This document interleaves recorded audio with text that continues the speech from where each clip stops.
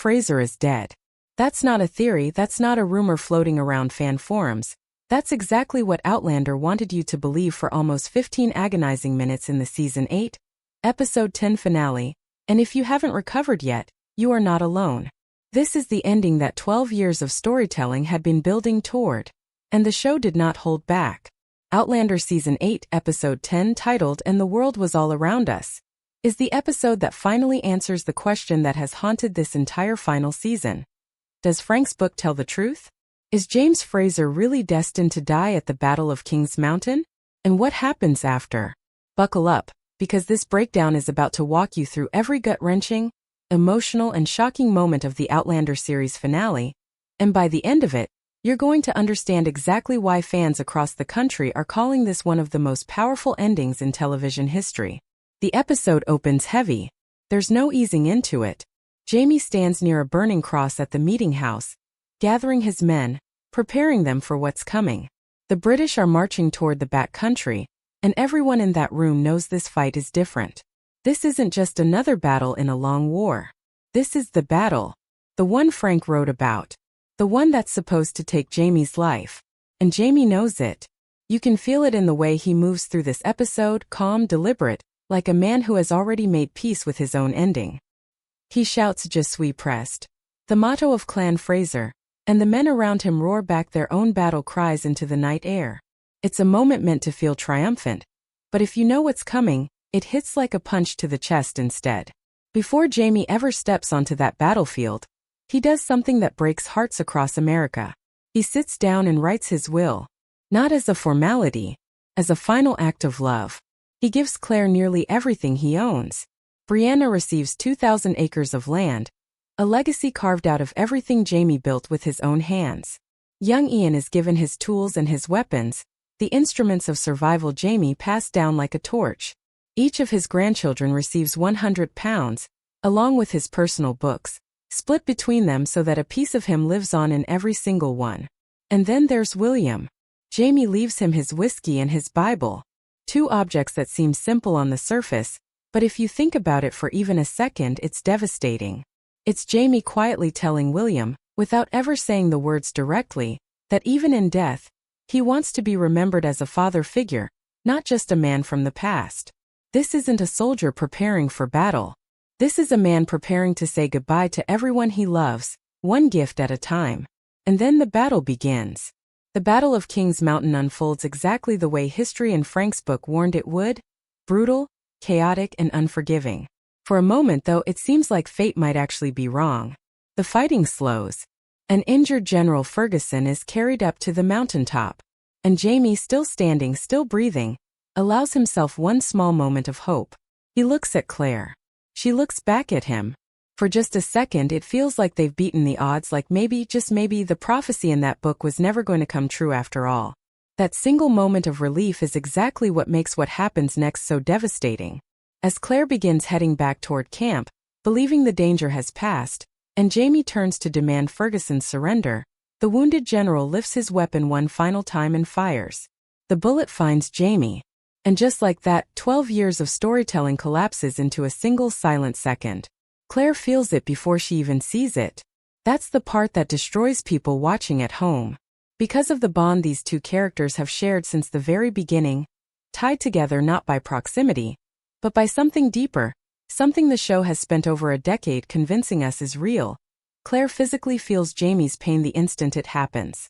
She doesn't need someone to run and tell her. She doesn't need to hear gunfire in the distance. She simply knows. And she runs. She sprints up that hill with a desperation that feels painfully real. And what she finds when she gets there is the moment this entire season has been building toward. Jamie lying on the ground. Still. Silent. Gone.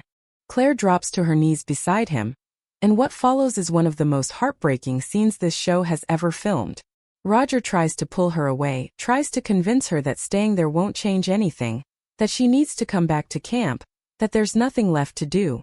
But Claire refuses to move. She looks at him and says 4 words that hit like a freight train. He is home. And then she lies down beside her husband, right there on that battlefield, refusing to let him face whatever comes next alone. If you felt your chest tighten watching that moment, you weren't imagining it. This is a woman who traveled through 2 centuries just to find this man. And she was not about to let a British bullet be the thing that finally separates them.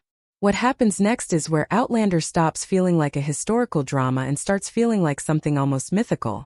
Remember, this show planted a seed all the way back in Season 2, when Claire nearly died from infection and a healer named Master Raymond spoke of a blue aura surrounding her, a healing power buried somewhere deep inside her. At the time it felt like a small detail, a strange, mystical moment easily forgotten in a show packed with historical events and political intrigue. But Outlander does not forget. Earlier this season, that same blue light reappeared when Claire brought a stillborn infant back to life at Fraser's Ridge, and Jamie witnessed it with his own eyes. That was not a random subplot. That was the show quietly preparing us for the single most important moment in the entire series. As Claire lies beside Jamie's body through the night, something begins to shift. This is not instant. This is not the quick miracle we saw with the infant. This takes hours. Takes everything she has. Because bringing back a newborn is one thing, but reversing the death of a grown man, a man who was always fated to die at this exact moment in history, requires a different level of power entirely.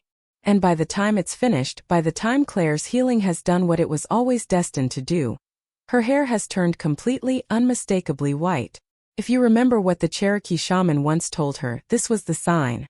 The moment Claire reached her full power. Every ounce of it spent on bringing Jamie back from the other side. And then it happens.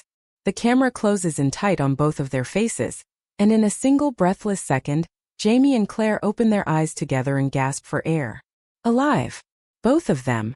After everything, after the will, after the battle, after the bullet, after Claire's desperate collapse beside his body, they wake up side by side.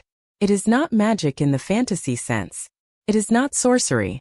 It is something the show has spent 12 years convincing us is real. The kind of love that refuses to accept an ending, even when history itself says it has to happen this way.